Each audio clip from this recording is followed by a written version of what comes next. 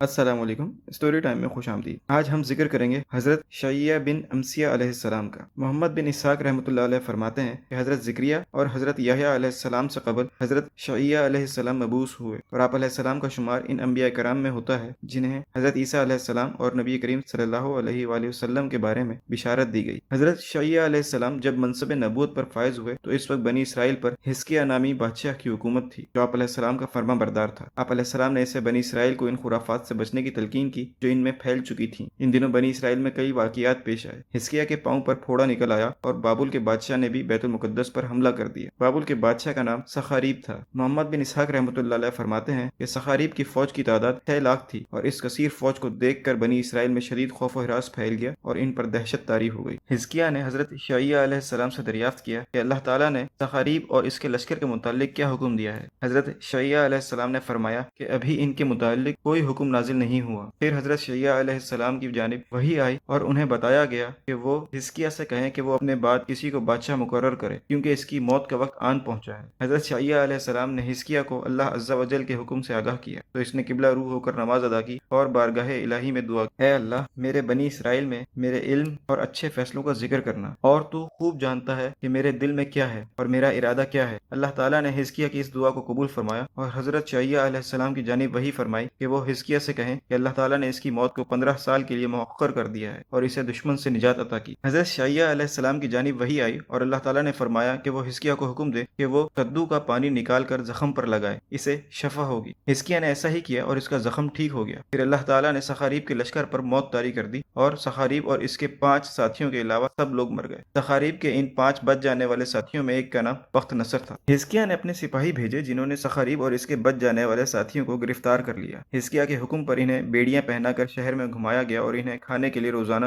جو کی 2 روٹیاں دی جاتی تھیں اور پھر انہیں قید میں ڈال دیا گیا۔ اللہ تعالیٰ نے حضرت شعیہ علیہ السلام کی جانب وحی فرمائی کہ وہ حزقیہ کو حکم دے کہ وہ سخاریب اور اس کے بچ جانے والے ساتھیوں کو چھوڑ دے تاکہ وہ اپنے ملک میں جا کر اس ذلت آمیز شکست کے متعلق انہیں بتائیں۔ حزقیہ نے انہیں چھوڑ دیا اور سخاریب اپنے ساتھیوں کے ہمراہ بابل پہنچا تو اس نے اپنی قوم کو اپنے ساتھ پیش آنے والے واقعے کے متعلق آگاہ کیا۔ قوم کے کاہنوں نے کہا کہ ہم تجھ سے کہتے تھے کہ وہ انبیاء علیہ السلام کی سرزمین ہے اور ان کے رب کے فضل سے ان پر کوئی بھی قدرت نہیں رکھتا۔ اس واقعے کے 7 سال بعد سخاریب مر گیا۔ ابن اسحاق رحمۃ اللہ علیہ لکھتے ہیں کہ جب بنی اسرائیل کے بادشاہ حزقیہ کا وصال ہوا تو بنی اسرائیل کے معاملات بگڑتے چلے گئے اور وہ دین میں کئی نئی ایجادات کر بیٹھے۔ حضرت شعیہ علیہ السلام نے قوم کو نصیحت کی اور انہیں خدا کا خوف دلایا، مگر انہوں نے آپ علیہ السلام کی دعوت کا انکار کیا اور آپ علیہ السلام کی شان میں گستاخیاں شروع کر دیں۔ ایک روز جب شعیہ علیہ السلام دعوت دینے کے بعد جانے لگے تو ان بدبختوں نے آپ علیہ السلام کے قتل کا ارادہ کیا۔ آپ علیہ السلام بھاگتے ہوئے ایک درخت کے پاس پہنچے۔ درخت آپ علیہ السلام کے لیے پھٹ گیا اور آپ علیہ السلام اس میں داخل ہو گئے۔ ابلیس نے آپ علیہ السلام کے کپڑوں کا ایک سرا پکڑ لیا اور لوگوں کو آپ علیہ السلام کے بارے میں علم ہو گیا۔ انہوں نے آرا لے کر اس درخت کو چیر دیا اور یوں آپ علیہ السلام شہید ہو گئے۔ انا للہ و انا الیہ راجعون۔ ہمیں امید ہے کہ آپ کو ہماری آج کی ویڈیو اور معلومات پسند آئی ہوں گی۔ آپ سے گزارش ہے کہ ہمارے اس ویڈیو کو لائک کریں اور زیادہ سے زیادہ شیئر کریں۔ ساتھ ہی ساتھ ہمارے چینل کو سبسکرائب کریں اور بیل آئیکن پر لازمی کلک کریں تاکہ مزید آنے والی ویڈیوز اور واقعات سے فائدہ حاصل کر سکیں۔ شکریہ۔